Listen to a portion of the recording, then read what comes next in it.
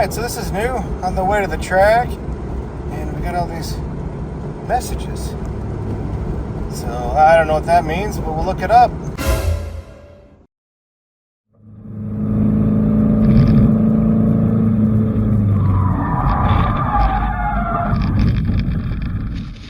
So my friend Brian's in the shop today. Brian does a ton of autocross, probably 10 to 20 events per year.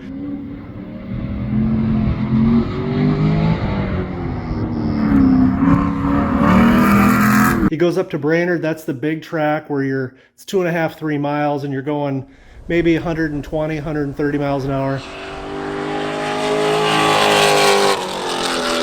Brian, what happened to you on the way to Brainerd just a couple weeks ago? Yeah, so I got in my car, drove out of my driveway, and the ABS and traction control lights and the service messages all came on. Had they come on before ever? Never. First time ever you've seen the message. So you get on your first run at Brainerd. You've been there before, so you know the track a little bit. How many laps have you made, roughly? Been there twice to Brainerd at 2 different events, and so roughly 40 laps. So you're no stranger to the track. So now you're there for the first time without any anti-lock brakes or active handling. Was it on your first lap? Yes, it was on my first lap. So what happened? Well, in my mind, I'm saying, be careful. No ABS, no active handling, no traction control. And I thought I was taking it pretty calm. I let the tires warm up, and then in turn 8, just before the carousel, I spun out on me. And it was really quick. And I like to think it was more of a not having ABS or active handling or traction control issue as opposed to driver error. How fast were you going when you spun out? Probably 70 to 80 miles an hour. Did those speeds make you a little more nervous or not? Oh yeah, that was a big concern and very nervous because this track has a history of eating Corvettes. And I just lose it. At this point, there's only one thing running through my mind. That did not just happen. So walk me through, you start to spin out now, and walk me through what's going through your mind. Yeah, so it was almost instantaneous. I just barely, on the turn in, going into a right-hand corner, it just spun so quickly. I tried to turn towards the spin and come out of it and modulate the brakes as best I could because I knew the ABS wasn't working. But it was so quick and really violent. The most violent spin out I've been in, the highest speed spin out I've been in, that there was nothing I could do with my skill level. These are the tires you had on too, is that correct? So yes, I have the Falcon RT Azenas 660. This tire is very consistent, and once it gets warm, it doesn't fade. And it's like a 200 tread wear, is that right? Yes, a 200 tread wear, and a lot of people have used it with a lot of success. So you pulled the code yourself through the instrument cluster, and it's a C1243, and that's the only code you're getting, so that's what we're starting with today. Do you have any preconceived notions as to what it might be? Well, I've done a lot of research by myself, looking at YouTube videos and also Corvette forums, and it seems like there's a little bit of confusion of what it might be, and I'm not seeing that specific code come up with a solution. So I'm a little bit perplexed what might be the issue. Okay, well, this is an opportunity to dig into it and hopefully see if we can fix it, so here goes nothing. The first step was to verify the C1243 code that Brian had pulled up using the C5's built-in diagnostics.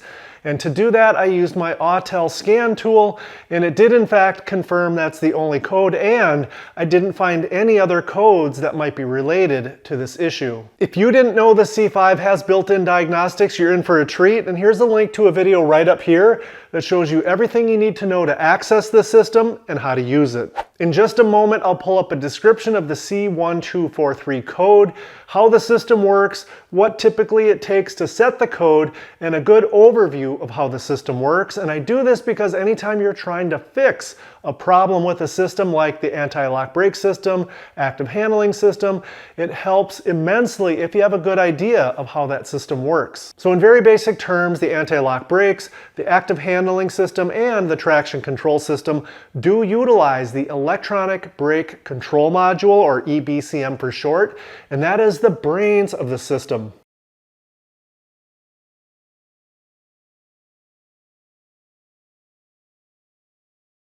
And the EBCM controls the brake pressure modulator valve, and this is the part of the system that includes the pump and a motor, and it actually does the work of controlling any of the individual brakes when called to do so by the EBCM. The electronic brake control module and the brake pressure modulator valve are physically bolted together, and on the later year C5s, they're generally located in front of the alternator and kind of directly below.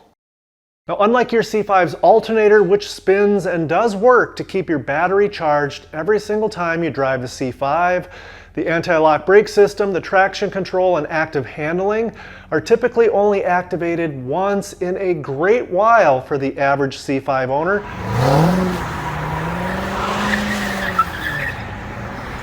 So they don't typically wear out the way an alternator or a starter would. Instead, the EBCM does power up every single time you drive the C5, but then it's in a standby mode and it waits until it decides that action is necessary, and it puts the brake pressure modulator valve into action, triggering any one or all of the individual brakes.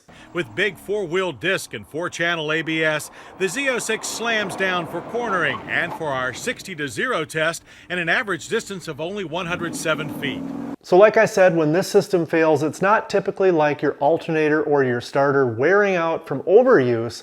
Instead, it's from heat cycling of individual components, or the wires, or corrosion on the power wires or the grounds, or the system can also decide to become inoperable if any one of the inputs it relies upon to make decisions, like a steering wheel position sensor, any one of the 4 wheel speed sensors, a lateral accelerometer, the yaw rate sensor. If any of those sensors fail, the EBCM might not be able to make decisions, and so it goes offline. Looking up the code description for C1243, it says that the brake pressure modulator valve pump motor stalled when it was being commanded to run by the electronic brake control module. And this can happen when the pump motor either runs too slowly or it doesn't work at all. And when this happens, the system automatically disables active handling, traction control, and anti-lock brakes, and Brian's dash lights up like a Christmas tree. Common causes of this are a bad or failing pump motor, corrosion, bad connections, or a damaged wire, and or bad grounds. In some cases, the lack of use and the passing of time can cause the motor to become gummed up so that it turns too slowly or it just plain gets stuck. And like I already mentioned, the vast majority of C5 owners rarely, if ever, do anything to trigger any of these systems to operate, and these cars are 20 plus years old. So in my humble opinion, the ABS pump motors are much more likely to be gummed up than they are to be worn out. The next thing we did was to clear the code using my scan tool, and then we took Brian's C5 for a ride, and when we did that, the same exact code came back on almost immediately, which tells us we have a hard fault and not just an intermittent problem. While we were out on the test drive, I took the opportunity to scan all 4 of the wheel speed sensors with my scan tool to make sure that they were all registering about the same speed and that there was no erratic signals or dropouts being generated from any of the 4 wheel speed sensors.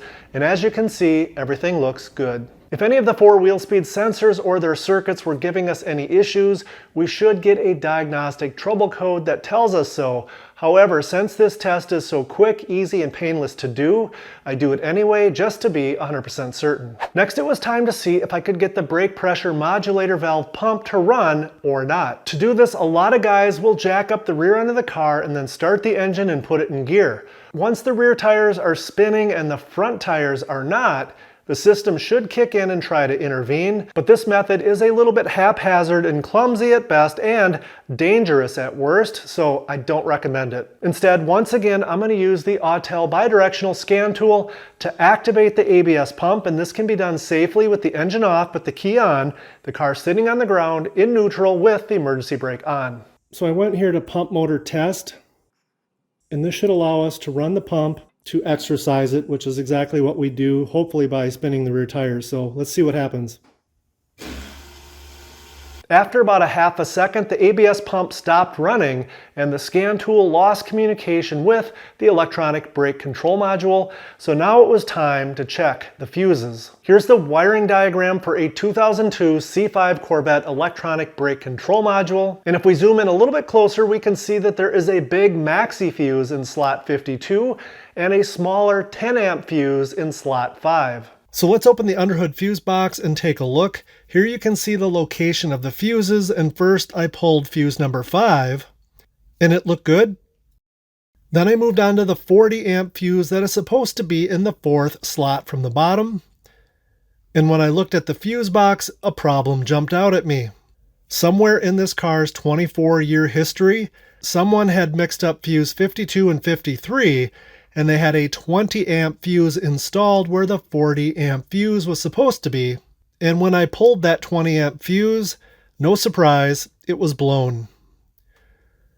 So I moved the 40 amp fuse to the correct location in the fuse box and inserted a new 20 amp fuse into the slot for fuse 53, and hopefully Brian's problem is solved. Finding issues like these mixed up fuses is not a terribly uncommon thing when working on a 24-year-old car.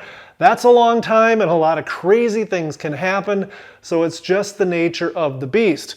So always be diligent, and you never know when it'll pay off in ways you didn't even see coming. So here we are, all excited that the fuse being blown and in the wrong spot was the issue. So we start the car up and go for a ride, cleared the codes, and what happened right away? Did we get the codes again?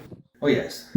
Came right back on. So my hopes and dreams of a super easy fix were quickly extinguished as we still have a problem, but this time it did not blow a fuse. So being as how the ABS pump ran for just a little bit a few minutes ago with the 20 amp fuse in place, I'm going to go ahead and cycle it again with the 40 amp fuse to make sure it doesn't blow. And if it doesn't, I'm going to exercise and repeatedly run the pump in several short cycles so as to not overheat it, in hopes that it might free it up just in case it's a little bit sticky from years and years of infrequent use.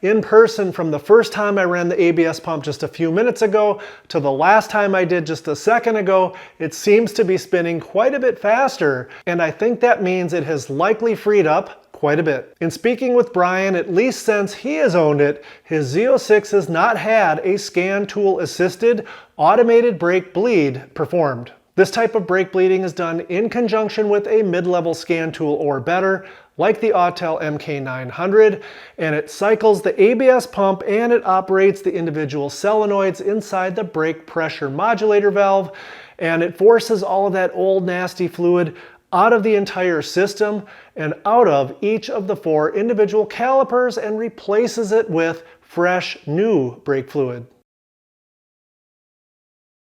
In my humble opinion, this type of procedure should be done at least once every 5 years for our Corvettes to help prevent issues with our BPMVs, which, as you may know, can be extremely expensive to fix in these cars.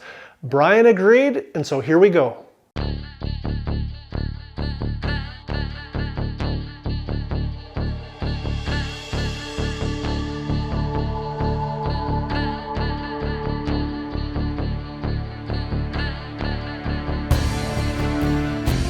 Slowly all the way down.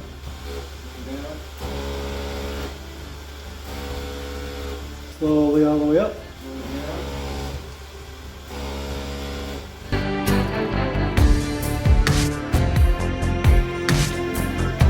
Slowly down. Slowly down. All the way down. All the way up. Slowly down. Pushing down. All the way down.